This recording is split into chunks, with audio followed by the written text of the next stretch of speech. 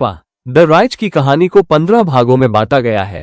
भाग 1। पुष्पा का परिचय। पुष्पा राज अल्लू अर्जुन एक गरीब परिवार से आता है और अपनी मां पार्वती देवी के साथ रहता है। वो एक मजदूर के रूप में काम करता है और अपनी जिंदगी को बेहतर बनाने के लिए संघर्ष कर रहा है।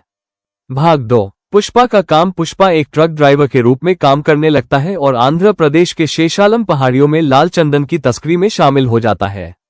भाग 3। कोंडा रेड्डी का गैंग। पुष्पा कोंडा रेड्डी अजय घोष के गैंग में शामिल हो जाता है जो लाल चंदन की तस्करी का काम करता है।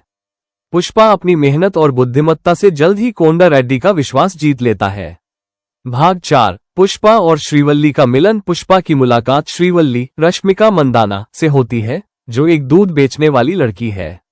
पुष्पा उसे पसंद करने लगता है और उसके साथ समय बिताने लगता है। भाग 5। पुष्पा का संघर्ष। पुष्पा को लाल चंदन की तस्करी में शामिल होने के कारण पुलिस की ओर से खतरा बढ़ जाता है। वो अपनी जान को खतरे में डालकर तस्करी का काम जारी रखता है। भाग 6। कोंडा रेड्डी का विश्वास। पुष्पा की मेहनत और बुद्धिमत्ता से कोंडा रेड्डी उस पर पूरा विश्वास करने लगता है और उसे अपने गैंग का महत्वपूर्ण सदस्य बना लेता है। भाग 7। मंगलम श्रीनु का प्रवेश। मंगलम श्रीनु सुनील लाल चंदन की तस्करी में शामिल एक बड़ा व्यापारी है। वो कोंडा रेड्डी के साथ मिलकर काम करता है लेकिन पुष्पा को उस पर संदेह होने लगता है।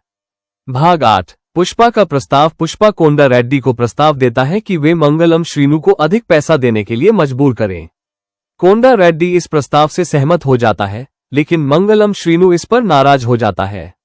भाग 9। संघर्ष की शुरुआत। पुष्पा और मंगलम श्रीनु के बीच संघर्ष शुरू हो जाता है। मंगलम श्रीनु पुष्पा को मारने की कोशिश करता है लेकिन पुष्पा बच जाता है। भाग 10। पुष्पा का बदला। पुष्पा मंगलम श्रीनु के खिलाफ बदला लेने की योजना बनाता है। वो कोंडा रेड्डी को मंगलम श्रीनु के खिलाफ भड़काता है और दोनों के बीच लड़ाई शुरू हो